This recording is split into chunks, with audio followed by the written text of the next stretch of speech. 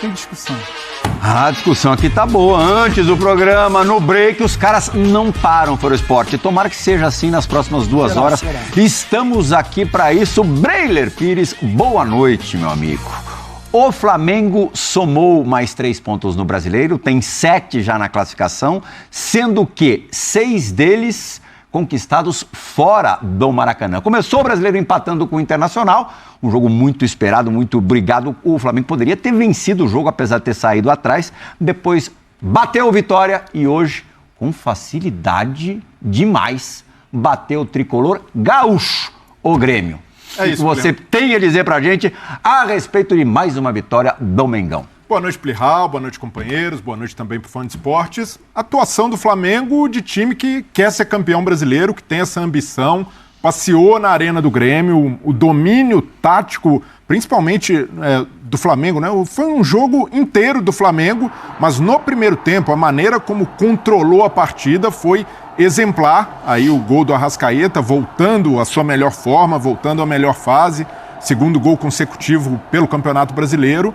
E o Flamengo fazendo muito do que o Felipe Luiz faz bem, que é conservar a bola, que é ter uma saída de bola limpa, muita aproximação dos jogadores de meio campo.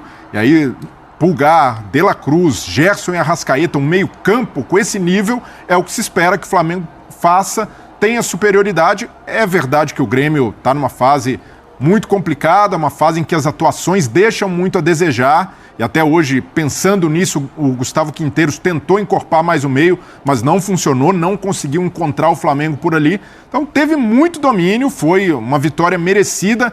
E aí você fala, poderia ter sido mais?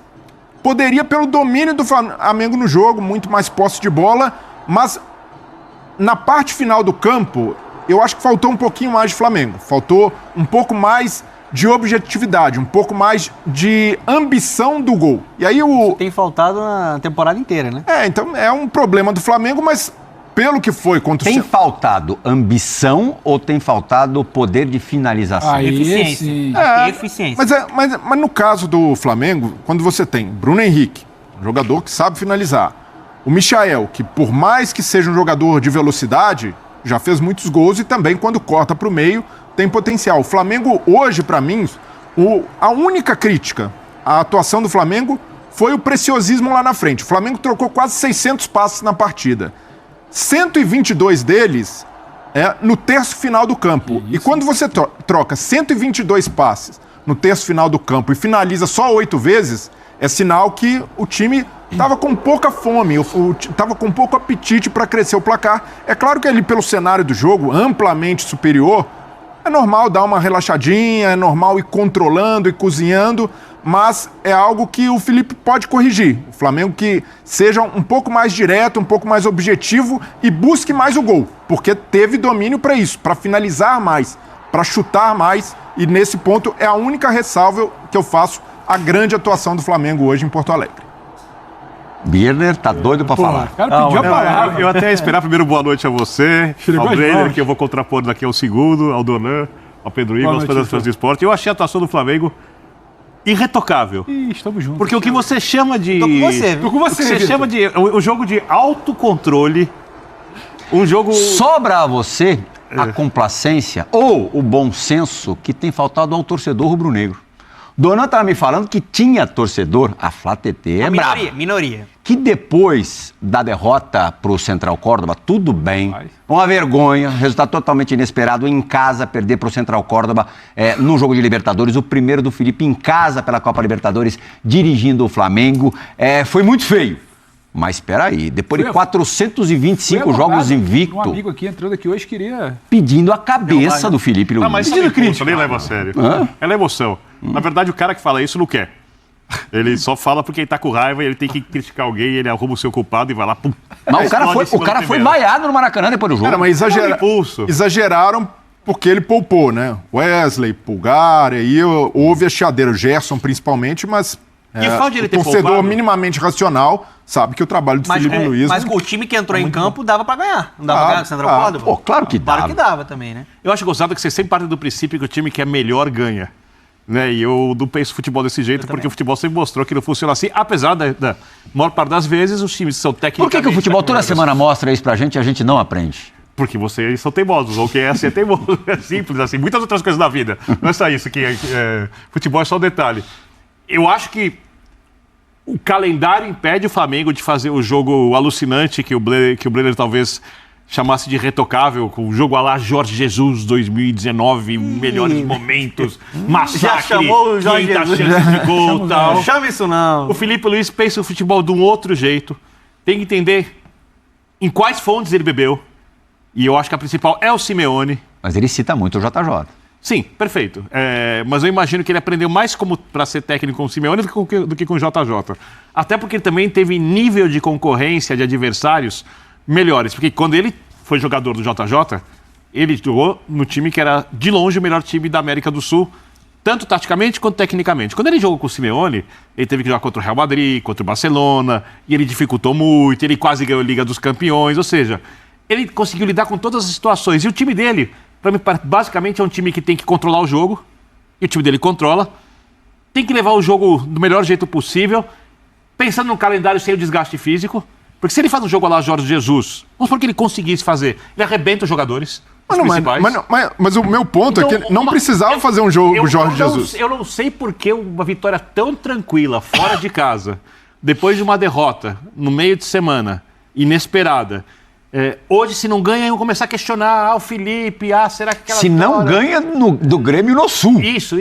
Cara, eu não sei que vírgula o time foi tão seguro e tão dominante, eu posso colocar nessa derrota. Por isso eu tô chamando ela de retocável. Não, mas a minha vírgula não é o Felipe Luiz. Minha vírgula é aos jogadores e, em alguns lances, pecaram pelo preciosismo. Gerson, por exemplo, dentro da área, poderia ter arriscado uma finalização, preferiu pentear. Michael, a mesma coisa. E é algo que se repete no Flamengo, porque tem muito talento, jogadores ótimos, ou dribladores, ou com muita capacidade de segurar a bola, e às vezes peca por isso. E não é de o controle no meio-campo, na saída de bola, como o Flamengo estava fazendo. Isso, pro plano de jogo, foi perfeito.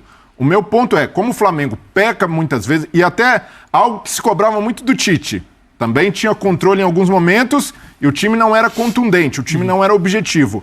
E às vezes, muito pontualmente, esse Flamengo do Felipe Luiz flerta com o time do Tite nesse ponto, de ser preciosista. Mas isso não é a característica do jogador? Dos jogadores. Então, o meu ponto é aos jogadores. Os jogadores do Flamengo podem aproveitar essa superioridade. Você não acha que essa questão do preciosismo fica mais condicionada hoje?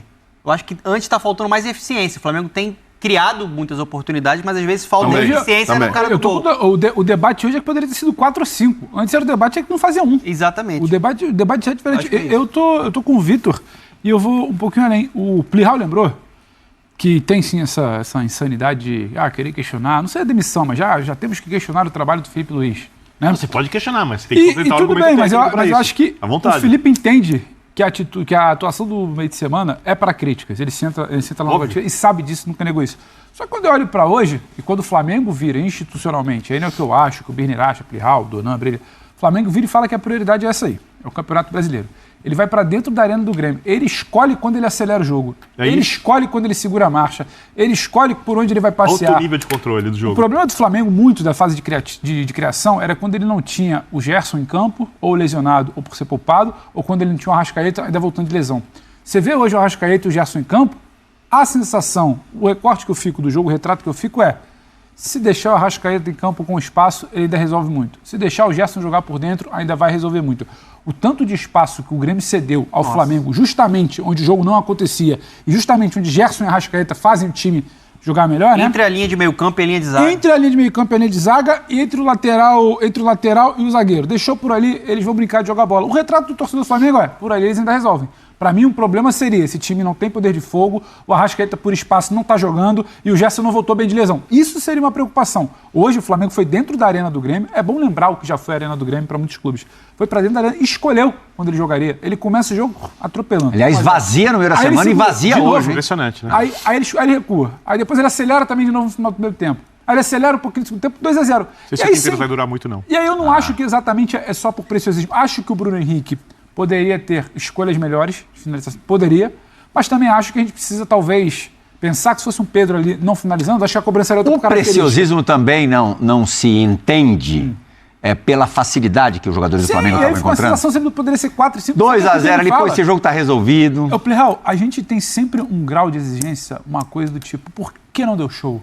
Por que não fez 4? Por que não fez 5? É difícil pra caramba você manter 70, 80, 90. Por isso que os times inconscientemente dosam no primeiro tempo, Felipe? Dosam no segundo, vamos lá. Tá começando a falar nesse momento o técnico do Flamengo e é pra lá que a gente vai. Pra onde? Pra Arena do Grêmio. Entrevista coletiva do técnico do Flamengo. Bom,